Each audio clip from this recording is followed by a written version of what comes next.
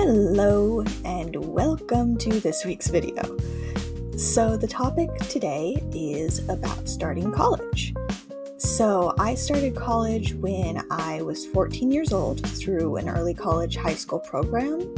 So I was actually a 14-year-old on this college campus, and that's how I spent my high school time, was also on a college campus. So I was taking my general ed courses at a community college at the same time.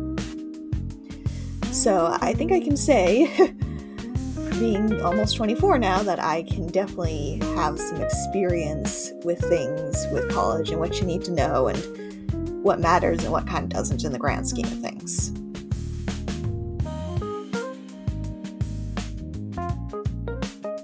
I think one of the first things I would have told my younger self is probably don't overdo it too badly on longer days, or don't have a schedule that's so crazy where you have to go into school for 15 hours. That is a really long day, that's a draining day, and that just does not make for a good or fun school experience because you're dreading the day. The next advice I would have for myself is eat before school.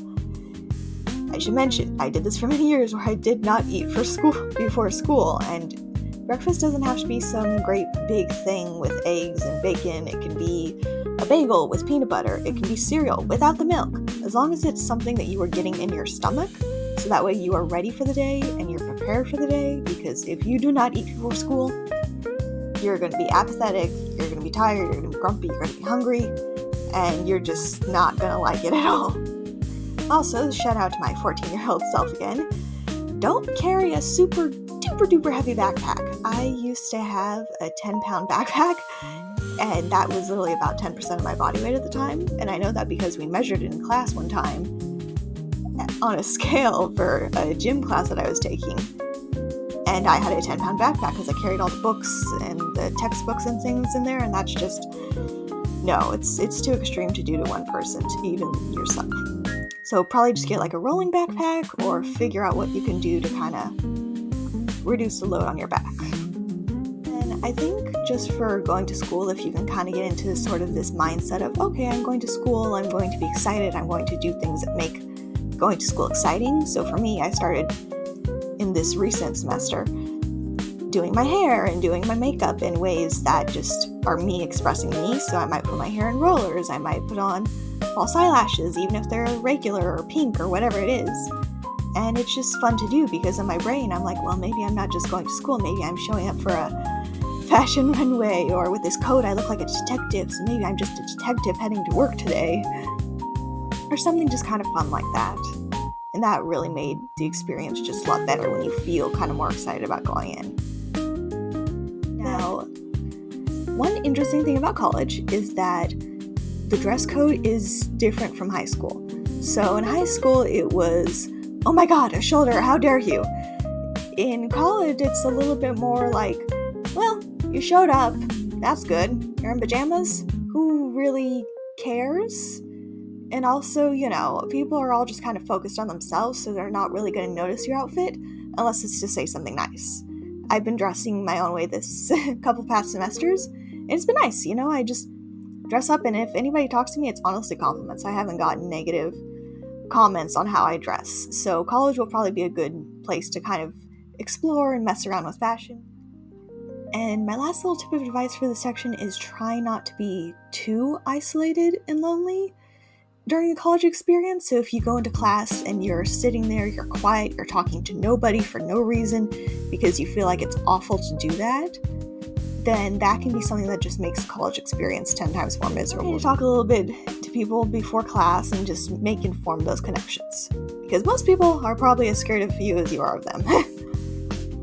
Advice in advance. So one of the things I would say is just make sure that before your classes even start, at least look in and see what the syllabus says, because the syllabus will tell you things like, oh, you're having a test on this date or that date.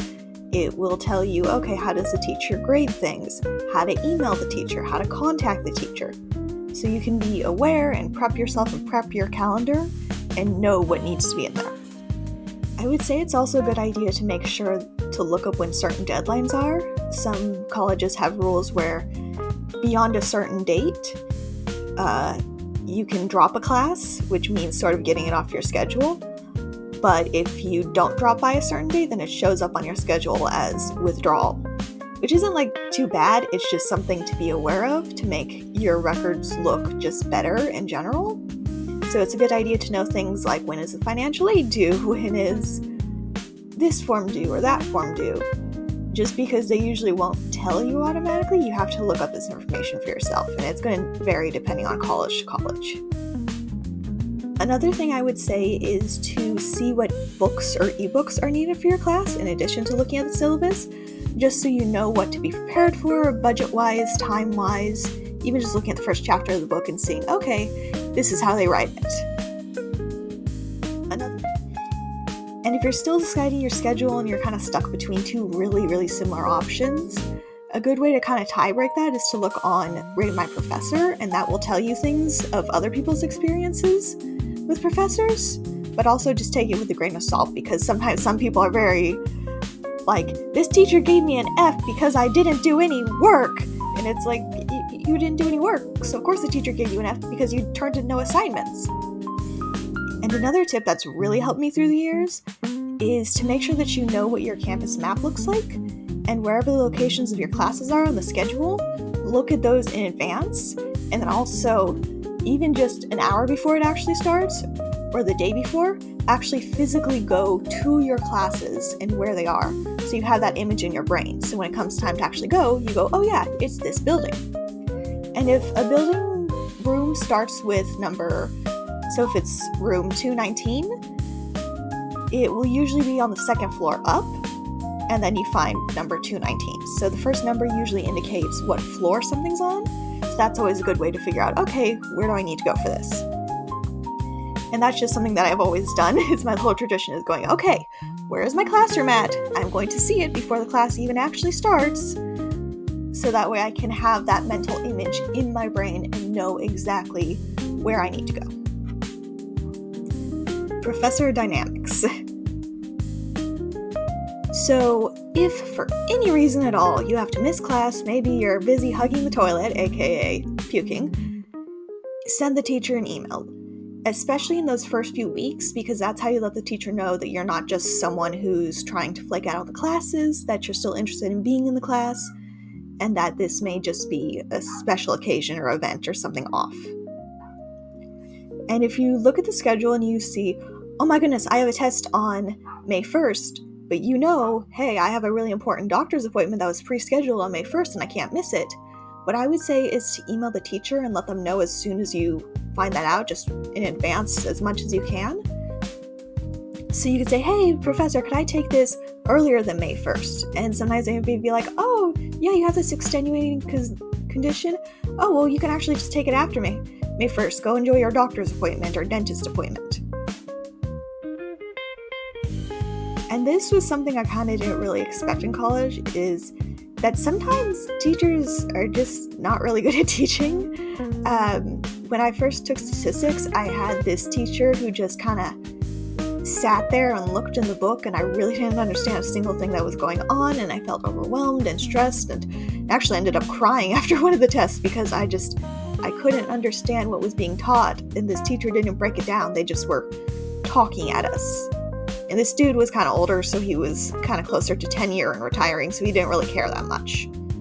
So just be aware that sometimes teachers just aren't that good at teaching. Sometimes it's just people who are teaching a subject for a long amount of years because they just really like math and they did math all their lives, but they don't necessarily have the people skills that would go with it. But usually that's kind of more in advanced classes and things like that.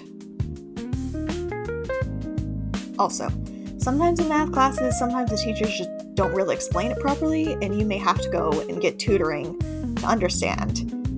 Or even just working on your own, do your own notes. Because sometimes teachers just talk at you, they just do the math, they just go, okay, ax plus b equals c, and you're there like, can we get a clarification on that? What is this part? Or maybe you didn't solve it fast enough to figure it out. So math classes are probably going to be the ones you need tutorings for, but if it's something like an associate's degree class, like an English or something like that, you just kind of have to work on it and use spell check. So if you have disability accommodations, so these can be things like extra time for test or taking a test in a much more quieter room than what they have pre-existing, because sometimes people may be walking by every 5 minutes or screaming or doing whatever. And so you do have the ability to get disability accommodations. You just kind of have to go to the section of your college that deals with that. So whether you need extra bathroom times or you need to be able to stand up during class because of back issues or whatever it is, you do have the right to do so and to get those things, which will help your learning and just help your accessibility and equity. One thing I will say is that some teachers kind of don't know how to handle disability accommodations. So it may be up to you to kind of communicate to them a little bit. So I had a statistics teacher that I first took, who literally handed me back my paper after I showed it to him, like, oh, I have accommodations, I need extra time with this, and he just like looked at me and handed me back, and I was so baffled. I didn't know what to do. What do you even do when a teacher is doing this? And so remember that if teachers are kind of acting weird or unfair or cruel or harsh, you can always go and report them and do formal complaints and stuff like that. One of my friends had this horrible communications teacher who was just so extremely awful that she banded together with a bunch of other students and got the guy fired because he was just like, okay, do 50 pages each day for a 101 level class, which is really basic level classes. So I think one thing that usually isn't talked about a lot in college advice videos, aside from just get good grades, keep yourself organized, is also to socialize. Have a life outside of college where you're actually talking to people and not just having surface level conversations. So here are a couple ways you can do that. You can go and volunteer at things. People like free labor, they do. So volunteering can be a great way to meet new people and just kind of get out there in your community, and there are a few different places you can volunteer because I'll always need volunteers. So you can do school events. So maybe your student body has something coming up. You could ask, hey, do you need any volunteers for this? You could go to public events with your city because they always have volunteers running around. Like, I see teams of volunteers that they need to make these events go well. You could also maybe see if there's any churches that you like that kind of have, the need for volunteers, because they always need volunteers, so they're always willing to accept volunteers usually. So the other nice thing about volunteering is also that, you're socializing, but also you can kind of justify to your anxious self, hey, I have a reason to be here. I deserve to be here because I'm doing good. So it helps you to sort of justify that to yourself. So I think that's kind of one of those really useful things about volunteering, is that you're doing good for your community, but you're also doing good for yourself because you are volunteering, you're working. So you don't have to be like, oh, I'm so anxious, I don't deserve to be here. No, you do deserve to be here, and people do need your help. That people are going to be the ones that have to approach you, not the other way around. And I've noticed just from my time of being behind a table and being the person people approach, people are nervous to approach a person behind the table. So you can sort of offer your empathy and insight on that and help make it easier for someone. Yeah, people are more nervous to approach you than they are with you approaching them. So it's usually a lot easier, especially if you get used to kind of a customer service role. So I think that's nice. So one thing also is, of course, joining clubs, joining organizations, because if you do anything off campus with a group of people, that's kind of how you get into a social group. And people go, oh yeah, I recognize you, I know you from this thing or that thing, and just kind of being there and being present and talking to people and connecting to people, that gives you that kind of extra little social presence. And if you're at community college and you're kind of like, oh god, I feel scared of all the people around, one thing to keep in mind is there's another person who's probably just as scared as you. Typically, older people. So on community colleges, you might have some people that are in their, I know I'm saying 40s is old, but I'm just saying in comparison, in their 40s, 50s, even 60s, who are taking college classes. They're nervous. They're still figuring out technology. And they also come from generations where people talk to each other. So if you're kind of nervous, that can be someone you can talk to and say, hey, what do you think about this? Oh yeah, I think that this is interesting, because they came from that generation that's used to it.